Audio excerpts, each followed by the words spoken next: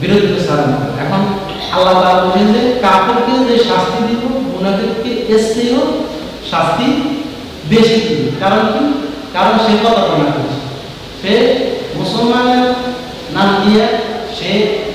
বড় ধরনের ক্ষতি করছে। চিন্তা করেন রাসূল সাল্লাল্লাহু আলাইহি ওয়াসাল্লামের জন্য কাফেররা রাসূলকে এত কষ্ট দেন, কারণ তারা প্রকাশ্যে ঘোষণা দিয়েছে যে আমরা কাফের, আমরা তোমার উপরে ঈমান আনি নাই, আল্লাহর উপরে ঈমান আনি নাই, পরকালের উপরে ঈমান আনি নাই, কোরআনের উপরে ঈমান আনি নাই। তো প্রকাশ্যে যদি ঘোষণা দিয়েছে, নবী দাওয়াত দিয়েছেন, সাহাবায়ে কেরাম দাওয়াত দিয়েছেন, তো তারা দাওয়াত গ্রহণ করছে, কেউ করে না। কিন্তু কেউ যদি বিরোধিতা করছে যে তোমার এই সত্য ধর্ম এটা আমরা গ্রহণ করব না, অথবা এই সত্য ধর্ম এটা পৃথিবীতে থাকতে পারে না, এই সত্য ধর্ম এটা সমাজে থাকতে পারবে না, তারা যখন ঘোষণা করে বিরোধিতা করছে তখন এখন বলছে যে তুমি আমাদের সাথে যুদ্ধ করো, লড়াই করো, যুদ্ধে তুমি জিতলে তোমার ধর্ম থাকে না, আর আমরা জিতলে আমাদের ধর্ম থাকে। তাদের ধর্ম কি? মন গড়া ধর্ম, মস্তিষ্ক পোষিত তাদের রচনা করা ধর্ম। মানুষের সামর্থ্য, মানুষের শক্তি কতটুকু, মানুষের চিন্তা চেতনা এবং তাদের ধ্যান ধারণা শক্তি কতটুকু সেটা অবশ্যই আপনারা জানেন যে মানুষ একেবারে দুর্বল, সৃষ্টিগতভাবে মানুষ দুর্বল। মানুষ যে কাজে করবে সেখানে ভুল হওয়ার সম্ভাবনা আছে, শান্তি আসতেও পারে নাও আসতে পারে, সমাধান আসতেও পারে নাও আসতে পারে। কিন্তু আল্লাহ যে কোরআন দিয়েছেন সেই কোরআন সমাধান আসবে 100%, শান্তি আসবে 100%। শান্তিতে মানুষ পৃথিবীতে বসবাস করতে পারবে 100%, জান্নাতে যাইতে পারবে 100% সত্য, গোলকের আগুন থেকে বাঁচতে পারবে 100% সত্য। কিন্তু সেই কোরআন আমাদের কাছে আছে, রাসূল মদিনা শরীফে আছে, কিন্তু কোরআন আমাদের একেবারে আছে। কিন্তু তারপরেও আমরা এটা থেকে দূরে গেলাম, কারণ হচ্ছে শয়তান এখন আসে ফাসাজাদু বিল্লাহ ইবলিসা আবার আস্তাগফারা আল্লাহ আল্লাহ শয়তান হচ্ছে কাফির। বিল্লাহ হেতু অবাধ্য করছে, কিল্লে হেতু অহংকার করছে, হেতু আল্লাহ এটা করতে পারে, এটা করতে পারে, এটা বলে এইভাবে আল্লাহর সাথে অহংকার করছে, বাড়াবাড়ি করছে। আল্লাহ আমি হলাম তোমার খালেক, সৃষ্টিকর্তা, তুমি হলাম মালিক, আমার সাথে তোমার অহংকার চলে না, তুমি সারেন্ডার করবে, আমি যা বুঝে তুমি আমার কাছে অহংকার করতে পারো। এখন দেখো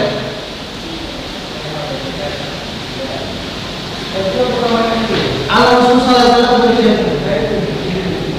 তোমরা মুনাফিক হইও না। মুনাফিকের আলামত হচ্ছে মসজিদে যাই লাফালাফি করবে, গালিগালাজ করবে, তারপরে ওয়াদা করলে ভঙ্গ করবে, ওয়াদা করলে মিথ্যা বলবে, আমানত রাখলে খেয়ানত করবে, সহিহ হাদিস। এখন দেখেন এই ইবলিস যখন আল্লাহ তাআলা আদমকে বানাইলেন, তখন আদমকে বানাইয়া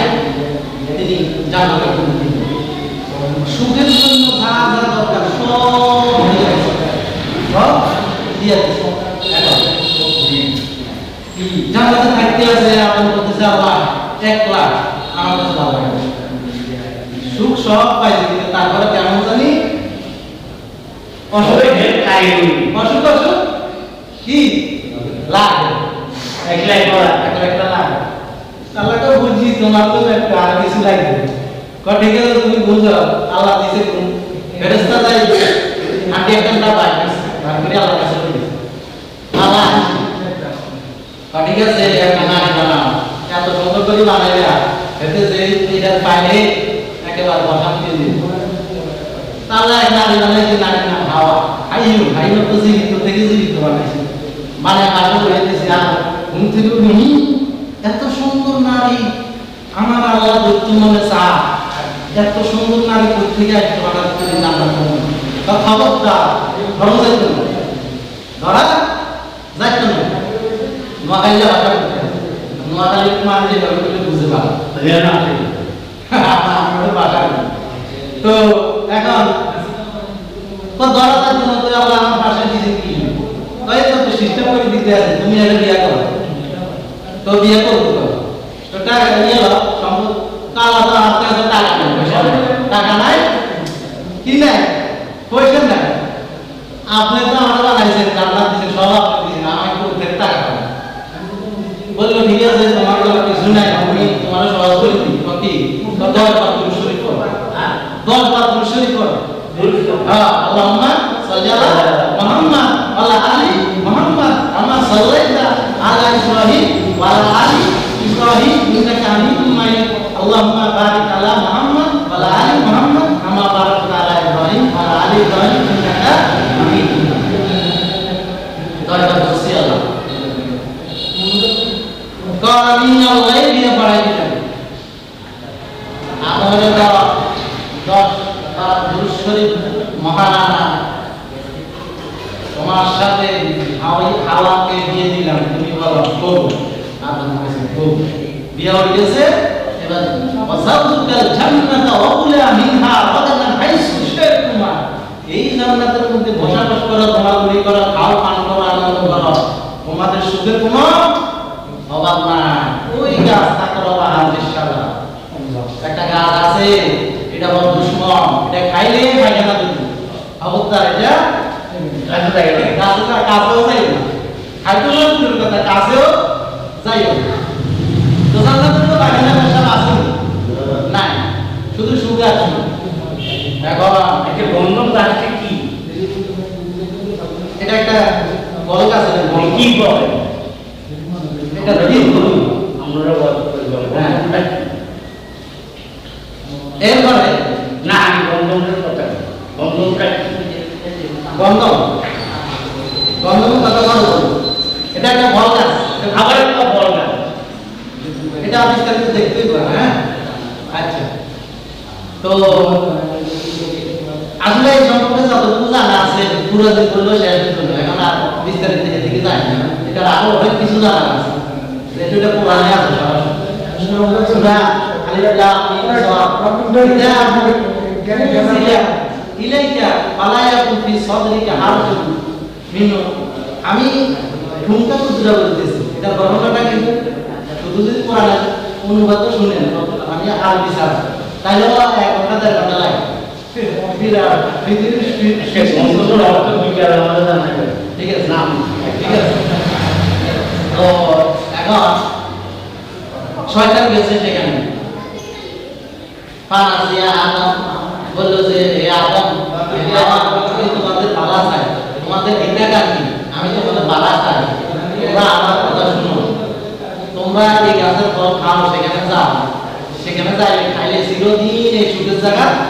থাকতে পারবে আল্লাহ এই জন্য নিষেধ করছে তোমরা যেন চিরদিন থাকতে না হইবে আদম আলাইহিস সালাম খাও মানে শয়তানের ধোঁকা দিন হ্যাঁ শয়তানের ধোঁকা দিন খাওয়ার করতে তুমি খাও খাওয়া খাইছে আল্লাহ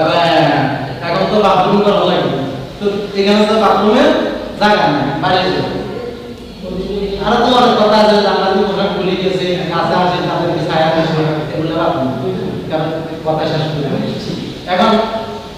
কলিনি মেজা কলামা মানা আকা কলামা মানা আকা খালাক্তানি মিন নার ওয়া খালাক্তাহু মিন দিন শয়তান বলছিল যে আদমকে বানাইছেন মাটি দিয়ে আমাকে বানাইছেন আগুন দিয়ে আমি কি যে তার সেটা